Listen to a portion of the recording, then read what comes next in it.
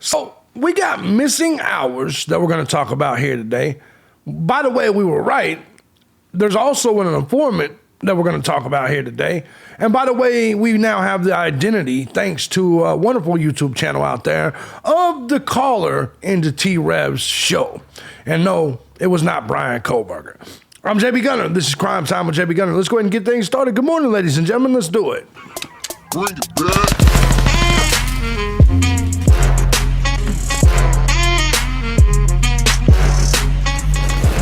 Good morning, everybody. As you guys know, I'm JB Gunner, and this is Crime Time with JB Gunner. I hope you guys are having a fantastic morning. As today, we're going to do some shit talking. We're going to talk about some things. We got a missing 14 hours because the FBI can't do shit right. They just can't. Let's call it what it is. We got the missing 14 hours. We have an informant in this case, which has been revealed. Not who the informant is, but this goes back. If we look back at what I said the other day in terms of there being a co-defendant, I'm just going to say this. A lot of you weird motherfuckers that's never been through criminal trials, y'all had a lot of goofy shit to say about it, but we'll elaborate a little bit more. Plus, the podcast, what was it called? The podcast, Hidden True Crime. They do actually great work over there, and they have revealed the identity of the caller of the T-Rev 357-257, whatever the fuck the show is called, into his show. The caller has been revealed. The caller that everybody swore up and down was Brian Kohberger. I had my doubts, but I have to admit, after hearing like the barbershop voicemail, even I started to believe it. T-Rev is under a lot of heat right now. A lot of people are calling him a fraud, but I'm going to say this before we get anything even started. I disagree with y'all. T-Rev, you would have to believe that he completely set up that phone call. And in the beginning, if you listen to the phone call, T-Rev didn't believe it was Brian Kohberger at all. So I'm going to give a shout out to T-Rev, and I know not a lot of people are defending him right now. I want to be one of the guys to do it. You can't count, you can't tell, you cannot predict who's going to call into your show. And see, the thing about you true crime people is you continuously always think everything is a conspiracy. You think everything is some weird ass bullshit. Even when I got my shit swatted and my window broke and my house destroyed. You're like, well, the glass is on the outside of the door. You didn't even know that. I didn't even show that. How the fuck did you see the glass on the outside when I didn't show the outside? You know what I'm saying? But there's some weird motherfuckers around here. But guys, before we get started, I want to say first and foremost, thank you to everybody that supports the channel, regardless of the method you choose, whether it's Cash App, Patreon, Venmo, PayPal. Truth is, guys, I couldn't do this each and every day as often as I do without you. You guys are what makes this channel and my other channels go. I know a lot of times you guys like to wait for the live streams to give, but for you guys that don't, thank you guys so much, because I can't do live streams on every channel every day. It's just, I put out too much content. Yesterday, I put out 9 videos, 2 live streams, and there's only so much I can fucking do. But to you guys that are supporting the channels, the Gun Squad, thank you guys so much. And if you too find my content valuable, feel free to hit the links down below. Support the channel. I love you guys. Hope you're doing well. All right, let's go ahead and get into this, because this is some goofy shit, to be perfectly honest. The FBI, listen, there's no secret. I despise the FBI. I despise the IRS. I despise the CIA. I despise all the ABC agencies that are involved in our government. I think they're all corrupt. I have always thought they're all corrupt. These motherfuckers couldn't tell us the truth about the Hunter Biden laptop, so I'm not worried about none of these. Let's just call it what it is. They have an agenda, and you guys know it, whether left or right. You know that politically, all of these agencies have an agenda. And that could be on either side. So I'm not saying which one it is. I do believe big government tends to lean left, just because the left is what supports big government. The left believes in big government. The left believes that they should take all your taxes and give it to somebody else. So, you know, just naturally, the government's going to lean left, in my opinion. With that being said, I believe the FBI has consistently fucked shit up. They did, in my opinion, for a long time in the Leilani Simon case. We almost didn't get Quentin Simon. I think in this case, I believe there's been dropped balls, there's been errors, there's been mistakes, there's been all kinds of fuckery, and we're gonna get to some of it right now. The Idaho, I got the wrong fucking thing up, but give me just a second. Idaho murders investigation. Brian Kohberger was vanished for 14 hours while under FBI surveillance. Report. Remember when he got pulled over twice and everybody was like, man, the FBI had to have done that. Come to find out, they didn't necessarily do that. And not only did they not do that, they lost Brian Kohberger. Sources in law enforcement would confide with a bristle of embarrassment not long after the car had been pulled out of its space in the graduate housing parking lot in Pullman, Washington. They lost it, reports Airmail. Now, if you guys haven't peeped this out, we did the article prior, the Airmail article. We've done this. The first article, we have not done the second one yet because, we just haven't. So let me shrink me up a little bit here. The Idaho murders investigation almost hit a major snag just 2 weeks after authorities classified Brian Kohberger as a person of interest, according to a new report. On December 13th, agents with the FBI lost Kohberger. That is the day that Kohberger headed back home to Pennsylvania from Washington with his father, Michael, who had flown cross-country to join his son on another cross-country trek, but this time by car.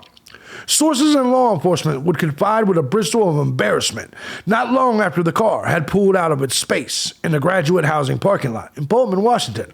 They lost it, reports Airmail. Airmail, their shit always reads like a novel, don't it? For several alarming hours or more. The authorities are keeping the precise details of this screw-up close to the vest. The chief suspect in a quadruple homicide that had shocked the nation had seemingly vanished. And let me say this when we're talking about this. That means if he really is the guy that did it, bro, you ain't finding the murder weapon. First of all, I don't even understand. I just want to make this clear. I don't even understand why Brian Kohberger would go home. If I was Brian Kohberger and I had really done this, and I want you guys to think about this for just a second. Wouldn't you just get the fuck out of Dodge? Like, why in the fuck would you go home where you know they're going to be looking for you? If they think about how much had happened prior to this. And then Brian Kohberger gets pulled over twice on the way home. Listen, I know me. I don't even commit crimes. And if I get pulled over twice, I'm moving. If I go outside and I'm driving around my neighborhood and I get pulled over twice in my neighborhood, I'm moving because something don't feel right. There's something I always feel like somebody's watching me. It does not feel right at all. And so I'm getting my shit, packing my shit, and I'm heading to Florida, heading to Vegas. I'm getting the fuck up out of here.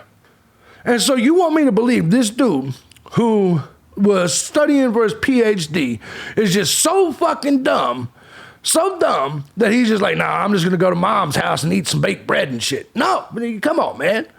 Come on. I wouldn't even keep the same hoes. If I done some shit like this, I'm not keeping the same hoes. I'm not keeping the same parents. I ain't keeping the same friends. I'm not keeping the same country. If I did this shit, I'm telling y'all wouldn't find me at all. I'd be down in the fucking I'd be down in South America climbing up the Mayan pyramids and shit. Like, you wouldn't find me anywhere near you motherfuckers. Let's go ahead and keep it up. Airmail reports that Michael spoke about the trip with the mechanics who served his son's car around the holidays.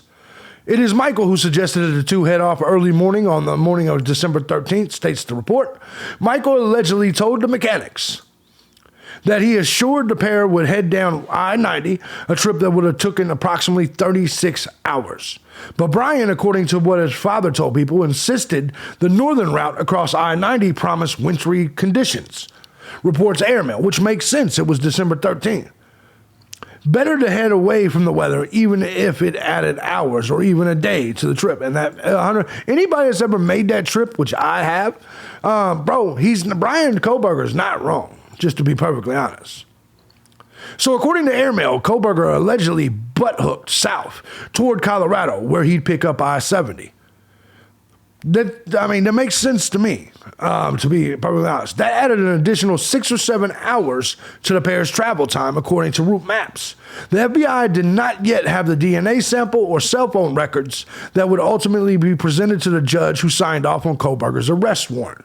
However, so they needed to keep a watch on Kohberger, reports Airmail, of course, which I was surprised they let him leave anyway. They didn't even question him, didn't nothing. We talked about this previously. The report does not detail the events that precipitated the FBI losing Kohberger, only the aftermath. A mood of panic rapidly escalated into one of despair. Frantically, they began to search the records of the automated license plate readers, ALPRs, in the nearby states, in an exercise in futility. Nothing, not a single hit, writes Airmail, reported Howard Blum. Police got a big break, however. 14 hours later, reports Blum when Kohberger's new Washington state plates were captured in Lomo, Colorado by a number plate recognition device. And guys, this shows you right now how much of a 1984 simulation type shit. Big Brother's watching. Big Brother is watching. Ladies and gentlemen, if you ever commit a crime, I'm telling you right now, ditch everything. Your cell phone, your plates, get rid of everything, change your look, change everything, because these motherfuckers are tracking you every fucking step of the way. I'm just being dead honest. And even if you haven't committed a crime and you just don't like Big Brother tracking you, bro, get off the grid, man. This shit is ridiculous. This shit is ridiculous. Agents then tailed Kohberger back home to Pennsylvania, reports Airmail, and hit him with another hurdle when law enforcement stopped the PhD twice for tailgating in the span of 20 minutes in Indiana. The agents were frustrated and they were angry. The possibilities were too dangerous, reads the report. The main problem shared law enforcement officials with the arm's length familiarity with the FBI surveillance operation was the watchers' helpless passivity. All they could do was observe from a distance and wonder. 2 weeks later, Kohberger would be arrested and extradited, and in June, he'll be formally charged with 4 counts of first-degree murder. He hasn't even been formally charged yet. That's crazy, right? His public defender in Pennsylvania released a statement saying Mr. Kohberger has been accused of a very serious crime, but the American justice system cloaks him in a veil of innocence, and I agree with that. He should be presumed innocent until proven otherwise, not tried in a court of public opinion. And I've said that a lot on this channel.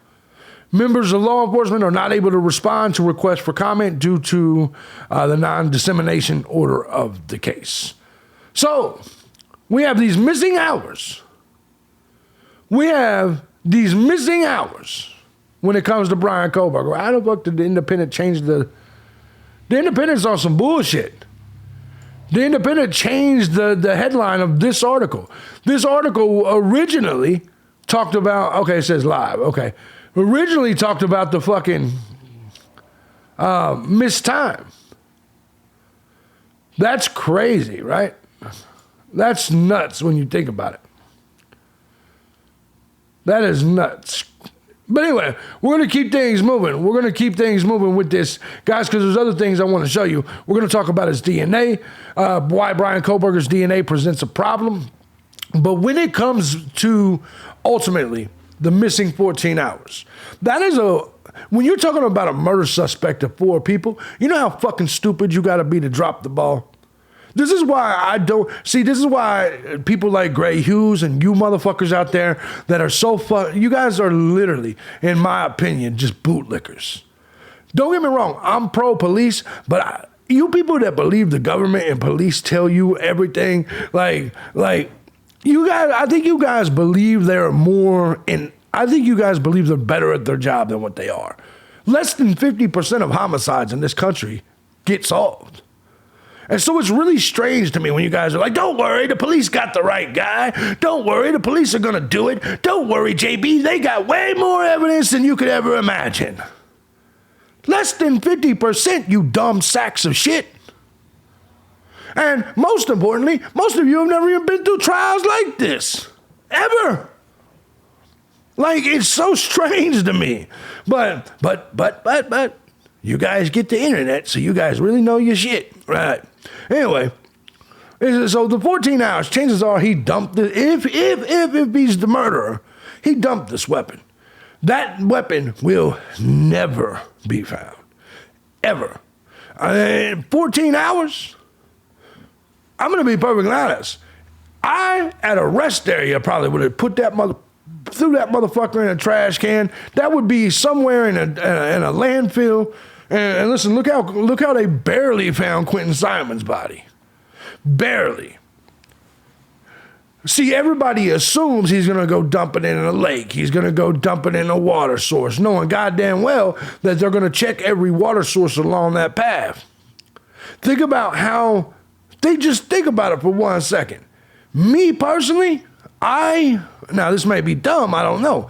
I would have dropped it in some random rest area, like I would have went and buried it in some random rest area, like in the woods. Or me personally, I probably would have, broke that motherfucker down and threw one in one rest area trash can, one in another. It would be gone. I'm just being honest. I don't even know if you can break that type of knife, but I would have figured something out. Me personally, because think about it. When you think of a landfill would be almost impossible to find this motherfucker, if you ask me. And if you would have thrown it in some rest area trash can, some landfill in some small fucking area. I mean, I don't know, man. I don't know. I'm not 100% sure how I would do that. But me personally, I wouldn't use a knife as a weapon, a murder weapon anyway. To me, that's just goofy as shit. I'll just choke you the fuck out. But let's go ahead and continue, because there's talk of Brian Kohberger's DNA presenting a problem. But before we get to that, I want to also explain to you this. We're going to talk about the state of Idaho's response to discovery, because they have literally denied a request from the defense, which it involves, oddly enough, an informant. Now, if you guys don't know what an informant is, it means snitch. Remember how the other day I said that, in my opinion, that due to the paperwork, it looked like Brian Kohberger had a co-defendant, and all of you people kept trying to tell me, no, that's default verbiage. No, you're fucking wrong. You've never had paperwork. It's apparent. It's so fucking stupid to me. You people have obviously never been in a case. You've never had paperwork. I'm telling you right the fuck now, as someone that's had a lot of paperwork, including in cases like this, I'm being dead honest with you that your paperwork doesn't say co-defendant if there's no goddamn co-defendant. Your paperwork, whether it be any warrant, any discovery, it does not use the phrase co-defendant if there's not a co-defendant. Now, fast forward to now, what do we have? Well, let's show you before we get into the DNA. State of Idaho responds to discovery request in Kohberger case. 2 days before quadruple murder suspect Brian Kohberger appeared for a status hearing in early January, his defense team submitted a discovery request.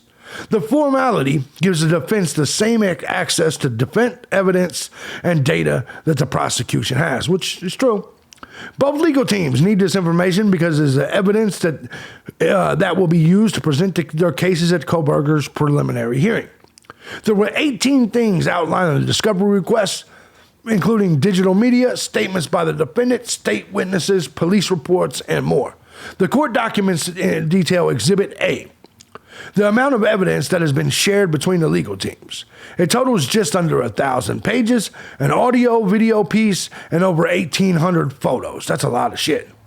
One piece that the defense objected to was in regard to informants. Let this sink in. More specifically, informants who are not going to be called in as a witness. In accordance with Section J of Idaho Criminal Rule 16, if there are new developments in the form of evidence or witnesses, the prosecution will share that with the defense as well. At a preliminary hearing set for June 26, a judge will decide if there's enough probable cause to hold him over to district court. Now, keep this in mind, one piece the defense objected to was in regard to informants. And more specifically, informants who are not going to be called on as witnesses. You know what that means? That means there's an informant. That means that the state has an informant that they were potentially not going to call as a witness. How could that be? So you have, this isn't just, I understand a lot of you are like, well, that could just be the way. No. That type of verbiage is not put in paperwork in anything unless it exists. Trust me, ask anyone that's ever been arrested for anything. Ask them if any of their paperwork ever said co-defendant or informant. When you see the words co-defendant or informant, that means co-defendant and informant. I'm telling you now, Brian Kohberger, if it is him, he did not do this alone. Remember the fucking survey that he gave to his class? Bro, I'm telling you right now, if Brian Kohberger is involved in this at all, he has a co-defendant. He has someone else he did it. There's an accomplice. Or maybe Brian Kohberger is the accomplice. I'm just saying. And look, there's a lot of you guys that are going to sit there and say, no, he's a lone wolf, incel, blah, blah, blah, blah, blah, blah. I don't think so. I'm starting not to think so. And even if he was, I think, remember how we keep saying Brian Kohberger's too smart to get caught up with this? Not if he had a dumbass co-defendant. Or maybe the co-defendant was smart enough to fucking frame Brian Kohberger. But make no mistake about it. There is an informant in this case, which leads credence to the point where I said earlier where there was a co-defendant. If there was an informant that they're not wanting to bring to court and the defense is fucking arguing about it, the reality of this is they don't want the co-defendants out there. For whatever reason, they're hiding the co-defendant. They're not even going to use his testimony. Let me tell you why that would be. Why would a court hearing? Why is it that a prosecution would not call an informant to the stand? Let me tell you why. Credibility. Could it be that the informant would get eaten up by the defense on the stand? Because, well, maybe the co-defendant, the informant used to be a co-defendant, or maybe that informant, maybe that informant is a criminal themselves or done enough shit or maybe the informant's already dead because he got shot in a SWAT raid in Washington. Huh? Let that sink in. Maybe the informant is already dead. Let that sink in. Maybe that's why the defense is like, hold on, bro, you can't use that because since you're not going to call him up to the stand, what's his name? Brent Apaka, whatever the fuck, Apocalypse, but who gives a fuck? Let that sink in for just a second. There's an informant. The prosecution has no intentions in calling him to the stand, using him in the trial. And Brian Kohberger's defense is like, hey, no, that ain't the way this works. That's one of two things. Either they're trying to conceal and hide the informant, or they believe that his testimony wouldn't be credible, or he's fucking dead. Or he's fucking dead. And of course, you're going to get some people. Let's see what this says. 2 days before quadruple murder suspect Brian Kohberger appeared for his status hearing in early January, his defense team submitted a discovery request. The formality gives the defense the same access to the evidence and data that the prosecution has. Both legal teams need this information because it is that evidence that will be used to present their cases at Kohberger's preliminary hearing. There were 18 things outlined in the discovery request, including digital media, statements by the defendant, state witnesses, police reports, and more. The court documents detail Exhibit A, the amount of evidence that has been shared between the legal teams, just under 1,000 pages, an audio-video piece, and over 1,800 photos. One piece that the defense objected, informants, more specifically, informants who are not going to be called as witnesses. In accordance with Section J of Idaho Criminal Rule 16, if there are new developments in the form of evidence or witnesses, the prosecution will share that with the defense as well. At the preliminary hearing set for June 26th, a judge will decide if there's enough probable cause to hold him over to district court. Kohberger will appear for his preliminary hearing on June 26th at the Latah County Courthouse, and he has not yet entered a plea. Reporting in studio, Chris Mitchell, KLEW News. June 26th. Going to be some interesting time. Let's call it what it is. And guys, let me ask you, you look right here, Koppendorfer. 2 items this morning. Informant language and prosecution update volume of items of discovery. Expect more discovery to follow. I don't believe the informant language was boilerplate. Shudder to think of the cost of Brian Kohberger's defense. She does not believe that it was boilerplate. I didn't believe that the previous shit was boilerplate either.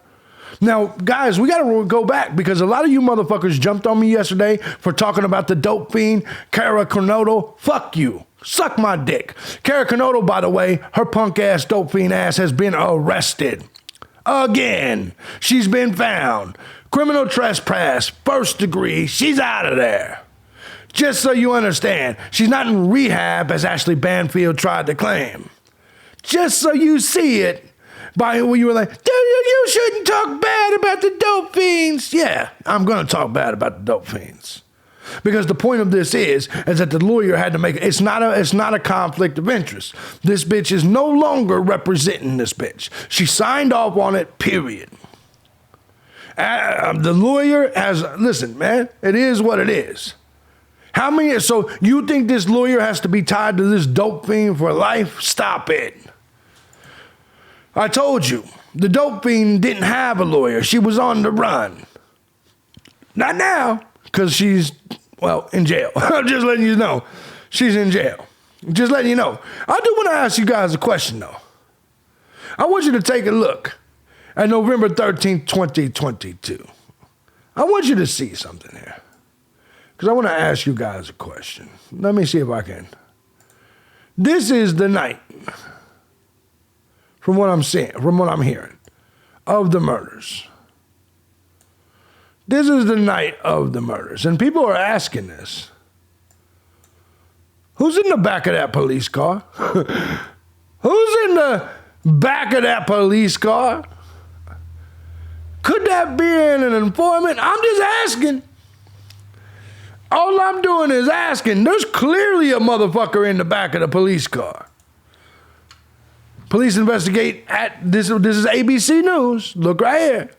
Unless this is a stock photo. Police investigate at the scene of the deaths of the multiple students of University of Idaho, Moscow, Idaho, November 13th. This is that night.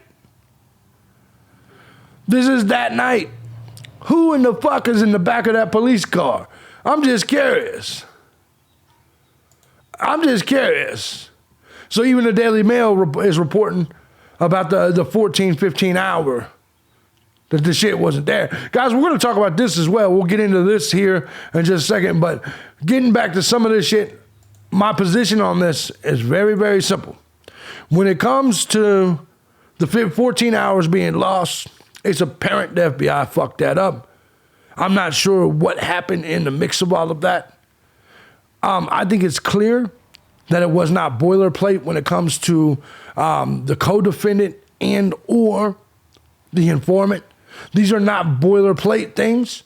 I understand you think that, but anyone in this chat room or on this comment section right now will tell you their paperwork has never, ever, ever, ever, ever, ever, ever said co-defendant and or informant unless there was a co-defendant and or informant. I'm telling you now.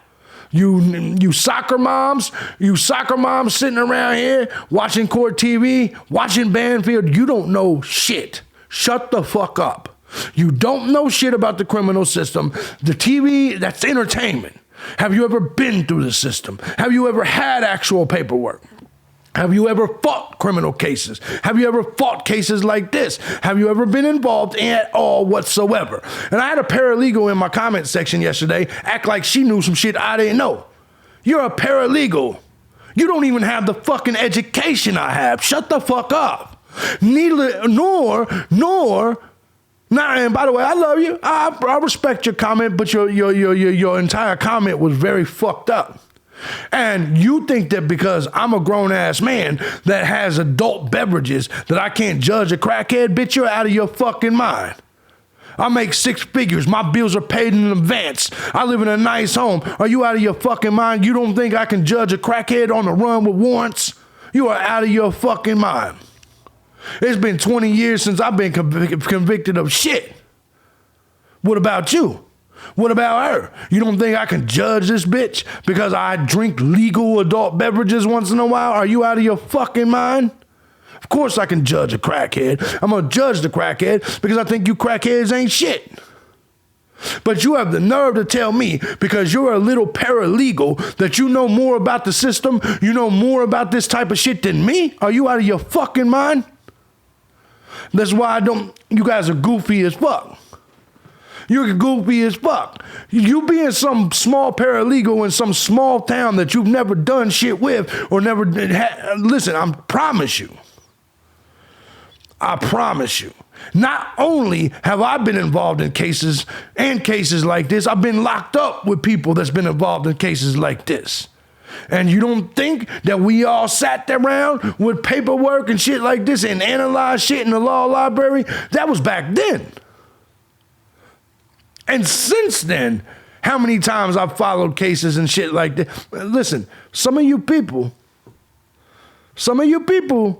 really think sometimes experience matters. Experience matters, and you don't have it. So shut the fuck up. Just like with the affidavit. Trust me, you have majority of the evidence that there's really gonna be. There's gonna be a bunch of little shit, but trust me when I tell you, there's only about 10 to 15% missing from that affidavit. Trust me. And you'll find out in the end. Trust me. Now, what could be missing is the very same thing we've talked about since day one. Co-defendant and informant. Now, by the way, to that commenter, I love you. I ain't mad at you. But next time you speak to a grown-ass man, bitch, you better talk with respect. You better understand who the fuck you're talking to, little girl. Straight up. That is one of the most disrespectful it was a horrible fucking comment. Then your bitch ass was disrespectful. If you're gonna comment on my shit, show respect or shut the fuck up and get out. Don't know, just understand, know your fucking role, woman. Period. I don't give a fuck what job you have. You don't know shit. Now, paralegal. I'm a paralegal. And what does that mean? What does that mean? All right, let's move the fuck on. Some of you people are clowns. Let's move on to more clowns. Let's talk about this. Remember the audio? Remember the guy that called in the T-Rev show?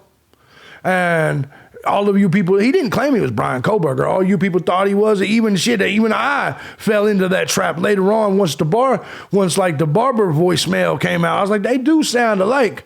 Now, I'm not going to play this video because I don't want to steal the shine off Hidden True Crime. They got an excellent YouTube channel. In fact, let me go ahead and put it up here. Hidden True Crime has an excellent YouTube channel. There you go. Right there, Hidden True Crime. They should probably have a lot more subscribers than they have. But it's kind of the way it works. But Hidden True Crime got to the bottom of the caller. And T-Rev, by the way, helped them. T-Rev is the guy that helped them do this. Anyway, they got to the bottom of it. They brought this man who they called, what was it, Debo or Beto or whatever the fuck his name is. They brought this dude who, look, he's just a drunk internet troll. Brought him on. He's the guy that called. And listen, he made sense all through this interview. And you could tell in the voice inflection, you could tell in what, this is the guy that called T-Rev show. So the guy that called T-Rev show is not Brian Kohberger. I advise you all to go look at this video. This guy right here is the caller. I believe them 100%. I want to commend Hidden True Crime for doing an excellent job with that. And I also want to make some closing statements about T-Rev. T-Rev should not be blamed for this. Because if you listen back to the T-Rev call with this guy, T-Rev didn't believe that shit either. But then what happened is he started trying to call the dude back. And he wasn't answering. So T-Rev was like, hold on. And it was all of you guys, all of you fucking guys in T-Rev's ear like, bro, that was Brian Kohberger. Bro, that was Brian Kohberger. Remember, T-Rev is some spirit box weirdo. You know what I'm saying? Shout out to T-Rev. I love you, brother, but you're a fucking weirdo. Spirit box goober ass motherfucker. You know what I'm saying? Spirit box writing raps for the motherfucker and shit. I love you, T-Rev. But let's call it, this man thinks he talks to the ghost through his fucking box. Come on, man. You know, T-Rev ain't putting together a plot like this. T-Rev's just an innocent, normal dude, just a spirit box weirdo. He's just a good dude. I don't believe T-Rev did anything malicious whatsoever. And I think in the end, we'll find that out. So the people that's knocking T-Rev and saying, no, he tried to fool us, man, he didn't set that call up. You could tell by T-Rev's response. It was 100% genuine and organic. And if anybody, it was the other dude who was just drunk, seemed a little goofy. But guys, even what he said wasn't that damn goofy, to be perfectly honest. So thank you to Hidden True Crime. Thank you to all of that. And some of you guys, man, some of you guys still don't believe it. You're like, why would you say something like that? Why would you talk about, listen, people talk about murder in real life all the time. I'm going to be honest with you. I've had some serious conversations with people in my life, like, shit. You know what I mean? Like, I'm going to be honest. And so you soccer moms, you may say, but we've never talked about that because you guys share recipes and shit. And talk about how much your husbands ain't fucking you. Shut the fuck up. Nobody takes you seriously. Jesus Christ. Sitting there with nothing to fucking do but just analyze each and everything that comes out of somebody else's mouth. Man, get a fucking job or sucker. Get you a side dick. Cause you bitch, you motherfuckers. Whew. Guys, let me know what you think about all of this. I do think there's an informant. I do think there was originally a co-defendant. Maybe there even still is. I don't know. We'll get to that. The FBI definitely dropped the ball in the 15 hours. And obviously we found out the caller's not Brian Kohberger. So it is what it is. And T-Rev's a spirit box weirdo. But I love you, T-Rev. Guys, let me know your comments on all that. I'm JB Gunner. This is Crime Time with JB Gunner. Love you guys. If you guys like what I do here and you find my content valuable, feel free to hit the links down below. Support the channel. YouTube demonetizes all my shit because, well, y'all hear the way I talk. And I'm never going to stop talking like this. So my success is up to you. If you guys like it, hit the links down below. Support the channel. I appreciate y'all. I will see you a little bit later. We will be live tomorrow with a call-in show. I'll have it all set up by then. I'll figure it out. Yeah, we'll do a call-in show. I love you guys. I'm going to get out of here. I'm JB Gunner. It's Crime Time. Peace out.